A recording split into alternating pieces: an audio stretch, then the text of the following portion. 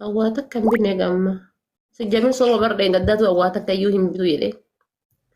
Haati seenaa na bichisiifti. Walakkaa foon fa'aa ofii naa bitte. Akkami duuba ga'ee barsoomanii sambusuma marraa misila waan biraa. Noo saambusaa yoo marra jedhaa bar. Ani bardeen gaddaa asuma laayif irra taa'eeti maree bar. Haasawa sambusaa dhibba meeqama. Amma yoo marraa masaa qoyi. Amma yoo marra saambusaa. Bakka takkatti nama laal sila barara karoora kiyyamaa ni beektaa. Guyyaa laalaa qoy. Bakka takkatti marree addaan qoodamne nu sadiinuu. Hedduu natti tola.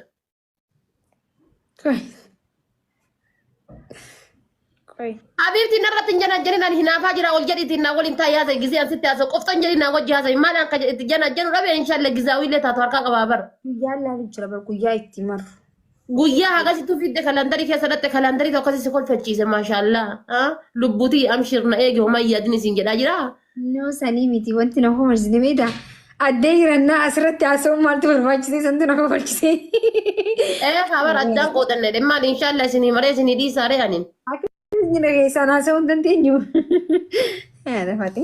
Okay. Sana tona habibochi argitanii miti waan. Qabna because guyyaa soomani guyyaa takka. 27 maal marratti hagasi meeshaa qopheessan mana maal godhanii mana afar guyyaan 27 si jamirre hin jiru barwaamee qajjira guyyaa sadiin san keessa indoon biiziidha. Mana qayyaafa deemu jira. Hayya bada boo maal goota mana qayyaatti dammoo. Habiibtiin ramadaana qalbii takkaan qulqullooftee eedda. Ayyee deemati.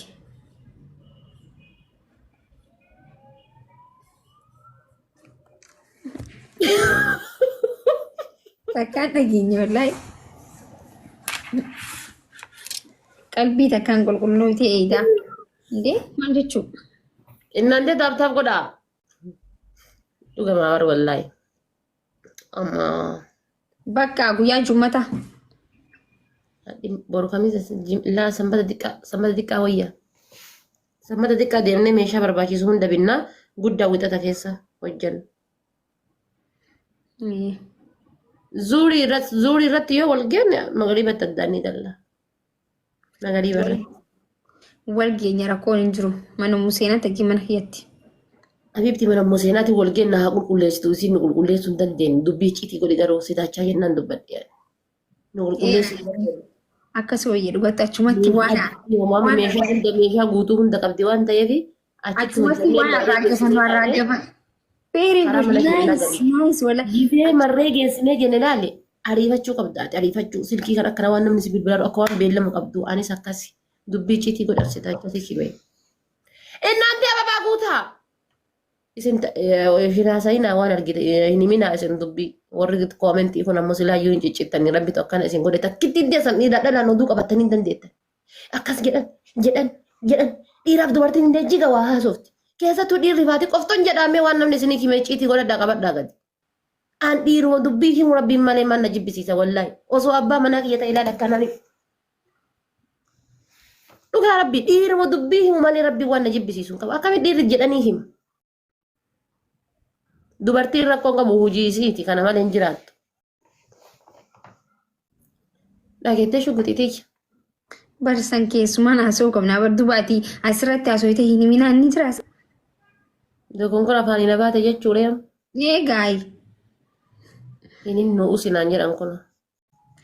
Daala ijoolleen mana hiyyaan himan kan keetii kijiban malee. Ijoolleen mana ibsaa takkaallee wallaahi waan himtu. No wallaahi. Ijoolleen mana kan keetii sanatu kijiba bismillaahi harramaan irrahi. Aslan ijoollee mana ibsaatu waa hima mana hiyyaan himanii. Ha ibsaa. Wallaahi ijoollee mana keetiiti waa hima habiibti. Haalati yana dhaggeeffadhu Gaafa wannoo sana hin argine ijoollee mana jaalfadiilollee waa hin kijibdu ta mana xiyyaaftan teetiiti irraa waa kijiba. Wallaahi wabillaahi ijoollee mana hiyyaa waa takka himtu. Ijoollee mana hiyyaa moo waa meeqa waliin dho'isinee bar. Hin himan. Habiibti ibsaati piraankii godhuuf taate bar osoo ati silkiin dawwaliin ijaarra dhaqanii himanii bar piraankii si godhuu heddeedhanii. Ta mana kiyyaa tuninni waan hin qamalee hin qaddaa.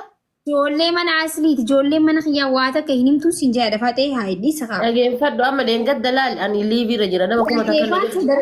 Tanteefaan sadarkaa tokkoffarra jirti waa himuudhaan subhaanallah tanteefaan ni faradduudha ijoollee mana keetii. Dhageeffadhu leengadda jechuudha mana mubaarakiif asliin piraankina godhan. Kaza isaan piraankiina godhanii jennaan wanni mana mubaarakiitiif asli jiru hundi gir nama kumaaf dhibba lama ga'e. Injini dhugaa rabbi ijoollee mana kiyyaatti osoo hin taane ijoollee zimbuloo usteetuma warra bulook kabiraatti godhamtee asii waa hima malee hin himan.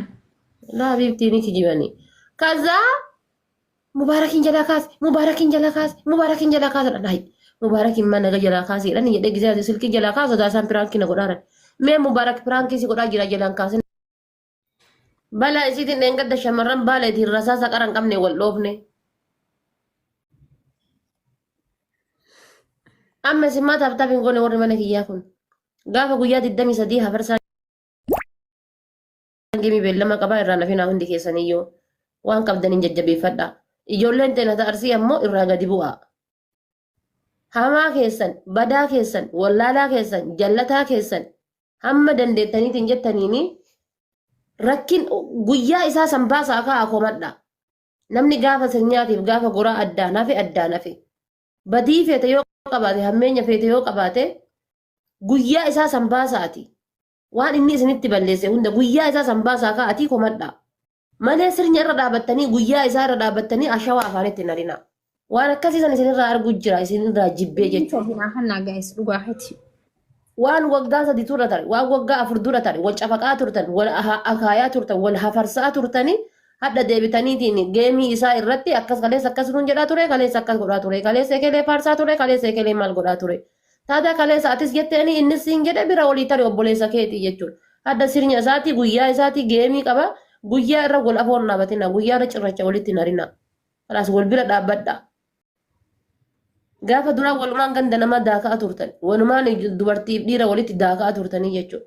Hafarsaa turtan, innis hafarsaa ture, isinis hafarsaa turtan. Hadda ammoo maaltu argamee jennaani irra dhaabbattanii geemii taphachuun qabu, akkas gochuun qabu, akkas ta'uun qabu, maal ta'uun qabu.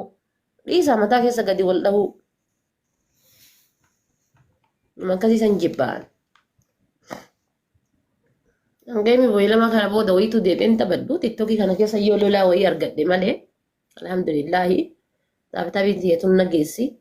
Garuu ammoo ashawaa walitti narina. Ansanuman isiniin jedha. Guyyaan ijoollee obboleeyyan teenya lachiyyuu ni gaya. Kakanaallee ni gaya ni dhaqqaba. Kakanaallee ni dhaqqaba. Hadhaa fi boru.